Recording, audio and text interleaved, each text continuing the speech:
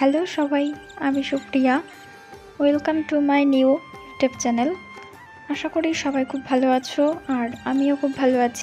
আজকে তোমাদের সাথে শেয়ার করব চুনো মাছের চচ্চড়ি আর সর্ষে পোস্ত দিয়ে বাটা মাছের ঝাল। চুনো মাছগুলো খেতে যতটাই না স্বাদ, তার থেকে বেশি এই কাটতে ধুতে এত বিরক্তি লাগে, অনেক সময় লাগে। তখন আর মনে হয় না যে মাছগুলো আর কাটি, অধৈর্য লাগে। তো আমি এইদিকে মাছগুলো সব কেটে নিচ্ছিলাম।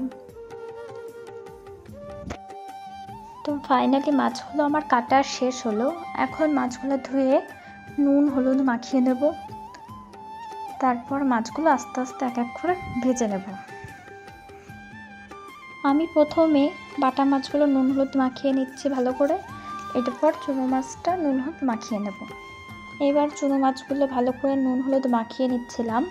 এইদিকে আমি ওভেনে কড়াইটা তেল গরম হতে বসিয়ে দিয়েছি মাছ ভাজার জন্য। তো এদিকে মাছগুলো নুন হলুদ মাখাতে মাখাতে তেলটাও গরম হয়ে যাবে। আমি এদিকে প্রথমে বাটা মাছগুলো ভেজে নিচ্ছিলাম। এক পিঠ ভাজা হয়ে গেছে, অবশ্য ভিডিওটা নেওয়া হয়নি। তো আমি এখন মাছগুলো উল্টে দিলাম। তো মাছগুলো এখন ভালো করে ভেজে নিয়ে আমি এখন সবজি কাটতে বসবো।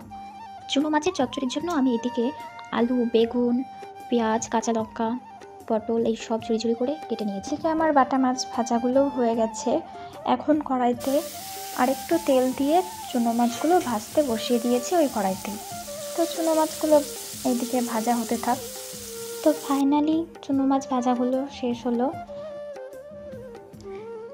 এখন ওই কড়াইতেই আবার পরিমাণ মতো একটু তেল দিয়ে সামান্য কালো জিরে ফোড়ন দিয়ে তার মধ্যে কেটে রাখা সবজিগুলো দিয়ে দেবো। তারপর আমি পরিমাণ মতো ভালো করে মিশিয়ে নিচ্ছিলাম। তারপর এটাকে একটু ভাজা ভাজা করে এর মধ্যে মাছগুলো দিয়ে দিতে হবে। আমি এখন এর মধ্যে ভেজে রাখা চুনো মাছগুলো দিয়ে দিয়ে একটু নাড়াচাড়া দিয়ে পরিমাণ মতো একটু জল দেব। জল দিয়ে এটাকে একটু ঢাকা রাখবো, কারণ এটা একটু সেদ্ধ হবে, সেদ্ধ একটু কাদা কাদা মাখা মাখা হবে। ভাজাটা হয়ে গেছে।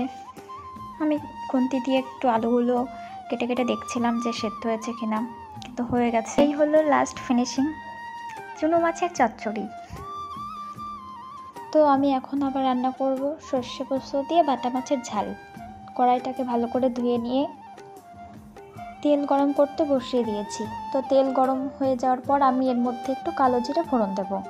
কালো জিরে ফোড়ন দেওয়ার পর আমি একটা পেস্ট করেছিলাম, সর্ষে, পোস্ত, আদা, কাঁচা লঙ্কা, এটা পেস্ট করে আমি এখন এই তেলের মধ্যে দিয়ে দেব।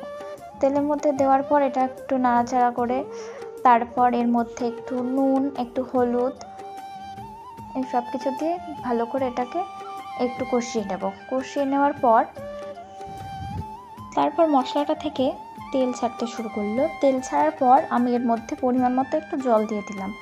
জলটা ফুটে গেলেই আমি ভাজা মাছগুলো এর মধ্যে দিয়ে দিই। তারপর ঝোলের মধ্যে মাছটাকে আমি 10 মিনিট ফুটিয়েছি। ফোটানোর পর আমি নামিয়ে দিয়েছি। এই হলো সর্ষে পোস্ত দিয়ে বাটা মাছের ঝাল। আজকের মতো এখানেই শেষ করলাম। দেখা হবে পরের কোনো ভিডিওতে।